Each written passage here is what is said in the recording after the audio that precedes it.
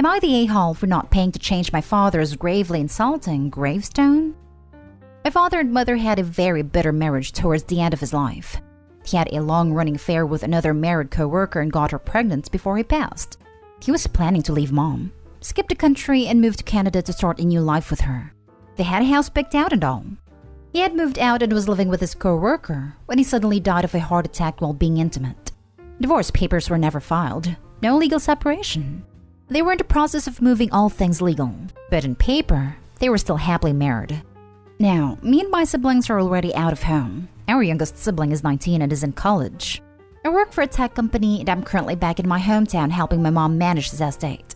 Well, my mom was hurt and petty. It marked his gravestone as, in loving memory of John Doe, son, husband, father, and adulterer.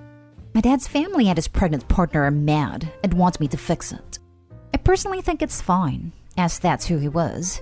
He was all of those things, and since it's my mom's plot, I can't do anything. Am I the a-hole? Now for the top comments. I would die, no pun intended, if I was walking through a cemetery and saw that. Your mom is an icon. Not the a-hole. I hope she burns his old shirts or something.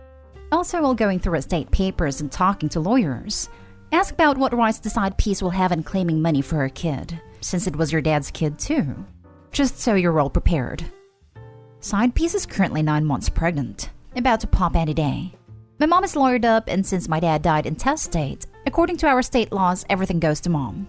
Mom won't leave anything for side piece. She's going to leave it for us once she passes. Not the a-hole. And since it's my mom's plot, I can't do anything. So not even your drama. My dad's family and his pregnant partner are mad and want me to fix it. Stay out of it. Tell them to talk to your mom. They want me to convince my mom to fix it. My dad's family have tried talking to her, but she has stopped taking their calls. There is nothing I can do. My mother owns the headstone. She's given you the answer. And don't answer anymore. Everyone sucks here. Your dad is the a-hole for cheating, and your mom is the a-hole for writing something so horrible on his gravestone. The kid will never know their father will forever see this. And not only that, Opie seems really sour, which of course it can be. Rightly so. Your father left your mom for another woman. But in a sick way, you're also punishing that child. By not only helping to not get adulterer removed, despite how funny to us, but won't be to them. It's just hurtful. But also by not sharing the part of inheritance in the future that should have been your half-siblings too. You've stripped the child of any connection and financial support they would have gotten from your collective father. It's like you want to ignore the sibling like it doesn't exist. They do. Next story is titled, Am I the a-hole for saying that my boyfriend had a lifetime commitment to his ex since they are co-parents? My boyfriend used to be married to Jennifer, and they have twins. I had never dated a father before, so I really didn't know what to expect. Anyway, my boyfriend and Jennifer are co-parents and split the parenting duties pretty equally. They see each other a lot and communicate a lot about their sons. I realized after we were together for a year that things really weren't working for me. I knew my boyfriend had a commitment from before me to being a father, and that would be a lifelong commitment. I felt okay with that, and felt like that made him a good dad and a good man. I didn't realize that also meant he'd have, what I see to be, a lifelong commitment to Jennifer. To co-parent well, they have to communicate often, see each other often, work through disagreements or stressors respectfully, share holidays, stay in touch with each other's families, etc. I felt like those were things I respected him for doing, but I also didn't feel like were what I wanted in a partner. I want a partner who commits to me alone and no other woman, and I want to feel like life decisions are made between me and my partner primarily, not between my partner and his co-parents primarily. I felt like the main relationship in the dynamic was my partner and Jennifer. So I talked to him after about a year, saying that I respected his commitment to his family a lot, but I didn't feel like the relationship was working for me, because I couldn't make a life with someone who already had a lifetime commitment with another woman. My boyfriend was really upset with me for saying he had a lifetime commitment to Jennifer, saying that they were divorced. I said maybe not a marriage commitment, but they definitely have a lifetime commitment to raising their children together. They will always be the parents of two lovely boys who will be in their lives hopefully for their whole lives. And with that family, they would always have a commitment to their family and to each other. And that I was happy they could do that for their children's sake, and I respect it. But it wasn't for me. My boyfriend was really angry, saying he never wanted to commit to Jennifer, She pressured him into marriage since she got pregnant young. And she isn't his girlfriend or anything but a parent of his children to him. It is offensive to him to say he has a lifetime commitment to her. This is where I probably messed up. But I said, but you do. Whether you like it or not. You have a family together. He said that he needed some time alone and left for a few days. I feel conflicted. I honestly think that he does have a commitment to Jennifer, and I understand and respect that. But I also know he's upset to hear that. And to hear that it's the reason I don't see a relationship working long term. Am I the a-hole for telling my boyfriend he has a commitment to the mother of his children? No a-holes here, but please don't date any more single parents. It's 100% okay to feel this way, but don't waste your time or anyone else's now that you know this is a personal boundary for you. I actually applaud you for not asking him to make a decision between you, and knowing that his children will always come first.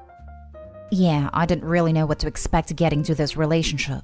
I felt like I might be getting in out of my depth, since it started as a casual fling, and we only got together when we started having feelings for each other. I think in my future relationships, I want to be more intentional and take more time to think about the practicalities of how combining lives with someone would go. It's kind of sad to know people can like each other a lot, but still not be compatible because of life circumstances. It is sad, but it's better to realize this now. He needs someone in his life who is willing to have the ex-wife and kids, an ex-wife's future partner, as part of their life. It is great that you realize you are not that person. It saves so much heartache down the line. He is a package deal. Not today, home. But you do, whether you like it or not. Exactly. It's naive or ignorant to think otherwise. Dating parents is always going to be a tricky thing. You have the kids to cope with, the ex, and in a lot of cases, plus their family. It never appealed to me, as I just don't think taking on that burden is worth it. My husband has an ex and 2 boys who he's very involved with. He talks to one of them at least once a day. Not an issue for me. I knew about it beforehand, and I was prepared for it. But Opie's completely correct. This is a lifetime commitment. Even after the boys are grown, they will probably still be communicating with his ex. If you date someone who has kids and wants to be part of their lives, that is a decent parent, the ex is going to be part of their life too. And by extension, yours. If you don't want to deal with it, don't. There's absolutely nothing wrong with wanting your significant other's commitment to be to you alone. If you've figured this out, great. You know now that you don't want to date a single parent from now on. Again, nothing wrong with that. So yeah, not a a-hole at all. No a-holes here. You're right. He has a commitment to his kids, and it's honestly good to see that he gets along with his ex to co-parent effectively. You've figured out that this relationship isn't for you, and there's nothing wrong with that. He's upset because you are ending the relationship, so his reaction is not unexpected, unless he went overboard in being angry, which would tip this to not the a-hole for you. Next story. Am I the a-hole for acting unhappy at me and my wife's gender reveal? My wife is 7 months pregnant. It came as a complete surprise, as my wife had been taking birth control regularly. We had originally planned to not have any kids, but my wife changed her mind after her first ultrasound. I respected her decision, even if I wasn't the happiest about it. I told her that regardless, I wasn't going to force her to make a decision. We had a gender party late because of issues with the pandemic, but we finally got around to it. I already was not happy, given the circumstances that I did not want to have any children. I still participated to show support to my wife though. Once the gender reveal happened, everyone including my wife was ecstatic. She went to go hug me and I hugged her back, just not with the same energy. She looked at me with a concerned face, but went off to hug some of her friends and family. Once it was over and we got everything put up, she blew up at me. Said I embarrassed her in front of her family. The least I could have done was pretended I cared. I told her I didn't really see a point in throwing a party just because of the gender, but she wanted to do it, so I agreed. She said she understood that I didn't really want to have a baby, but that since they were almost here, that I should probably lose the attitude already. I responded saying that since she knew I didn't want the baby, she shouldn't be surprised I wasn't enjoying the baby shower. She supposedly thought that the baby shower would change my mind, but was upset it hadn't. I told her that I wasn't going to apologize for simply not showing any emotion, and that she needed to give me time to adjust, especially with a kid on the way. Am I the a-hole? Edit. We used protection and I was denied a vasectomy by my doctor. I don't think this is really a question about who's the a-hole. I think your world is changing dramatically in a way which you weren't prepared for, and that therapy is almost definitely required. It's not wrong to be freaked out, But you've decided to go ahead with this, and now you need to find a way to come to terms with it, ideally before the kid arrives, so you can parent your child in the fullest and best way possible. I said her decision because ultimately it was. She's the one carrying the baby, not me. I couldn't force her to terminate even if I wanted to. And yeah, it could be a fear of unknown. I'm not sure. I'm still with her because I do believe I can have a change of heart once I hold our kid. I just have a lot going through my head at this point. Please get therapy immediately. You need to process this, preferably before the baby is born. Your wife must already feel really alone in her pregnancy. And when she gives birth, she is really vulnerable and shouldn't have to worry about you. It sucks that this happened to you. But it's not fair on your wife and child if you resent the child. Therapy can help with that, or at least make clear how you wish to proceed. You're not an a-hole for being nonplussed at a gender reveal. Gender reveals are stupid. But man, you need to check your attitude. If you are not willing or able to be all in with this kid, remove yourself from the situation and commit to paying child support.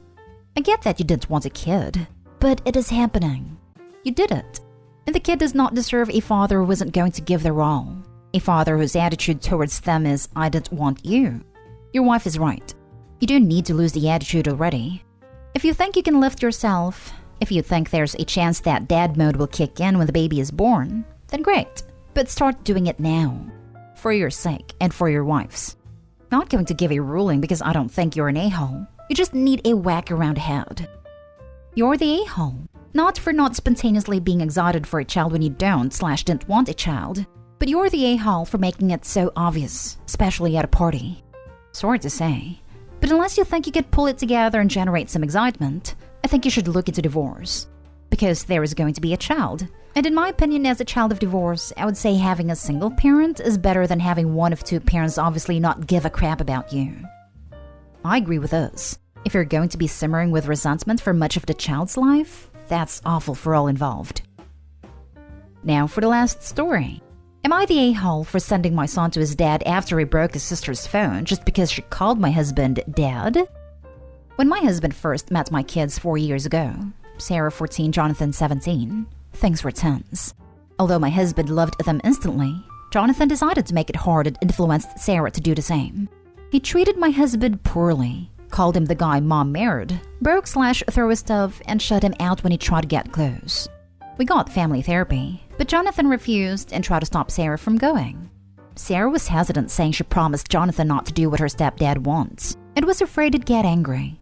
She then attended therapy, and things started working out between her and my husband.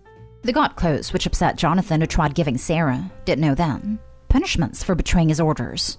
We tried getting Jonathan in therapy again, but my ex defended his decision and demanded we leave it alone. Things have calmed down. Then yesterday morning at 8, Sarah rushed into the kitchen where I was washing glasses while Jonathan and my husband was sitting having breakfast. She was looking for her phone charger but didn't find it in her room. She quickly turned her face towards my husband and said, Dad, Jonathan, have you guys seen my phone charger? Me, my husband, and Jonathan paused. This was her first time ever calling him Dad, and it came unexpectedly and naturally. My husband tried to answer but was too overwhelmed to speak. His eyes were teary. He couldn't hide it even when he tried. Sarah didn't even notice. She just rushed out to keep looking. Jonathan followed her. My husband bit his lips and kept looking at me, then started crying. I was genuinely smiling, which awful since he was crying a mess, but I was just so happy for him. Then I heard noise coming from upstairs. It was Jonathan yelling at Sarah for calling her stepdad Dad. He punished her by throwing her phone and breaking it. She cried, telling him to leave her alone, but he kept yelling, saying she betrayed their real dad and called this guy Dad. I got involved and asked him why he broke Sarah's phone. He called her a traitor, but I replied my husband did nothing to treat him this way, and his behavior was out of line. I said he either respected this household, his stepdad, his sister and me, or go stay with his dad till he agrees to get therapy and change his behavior. I contacted my ex saying Jonathan will go stay with him for now. And therapy is in order since I can't let him intimidate Sarah, especially after Sarah told me she's afraid of him. My ex fought me, saying I chose a guy over my own son. Typical. He got his family involved, and they all called me cruel for kicking Jonathan out of his own home, even after I explained how he's been treating his sister. I gave him options: get therapy or stay with his dad. No one seems to agree with me, but I think that no one is seeing, or maybe they're turning a blind eye, how Jonathan has been mistreating his sister. She needs to feel safe in her own home, and be able to express herself without being punished / intimidated by her older brother. Not today, home. Your son is mistreating your daughter. You're not picking your husband over your son. You are protecting your daughter from your son. And maybe it's for the best that he stays with his dad if he finds your husband so offensive to the point where he acts out like this. Your ex is also partially to blame for enjoying the treatment your son dishes out to members of the household, due to his dislike of you remarrying. I understand he's hurt, but that doesn't give him a right to destroy or break property that doesn't belong solely to him.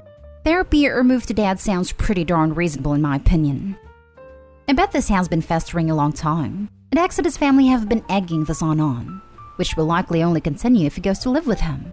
It's such a shame the ex thinks his ego is more important than his son, who has clearly been struggling and could use support from family instead of poison.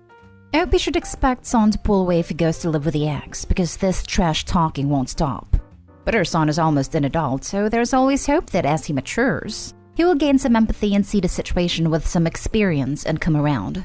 Opie and husband should continue being supportive and always let son know that the door is open, so long as that sort of treatment of his sister never happens again. He doesn't have to ever like his stepdad, but he does have to respect him, mom's relationship with him, and sister's very valid feelings for him. Not today, home. The issue I see isn't between your son and your husband, but between your son and your daughter who thinks he has authority to punish. But I'm not a therapist who would have the training to see what the issue really is. I think everyone would be doing your son a disservice if they framed this as biodad versus the man that turned his mama on. Your son has issues that need to be addressed wherever he lives.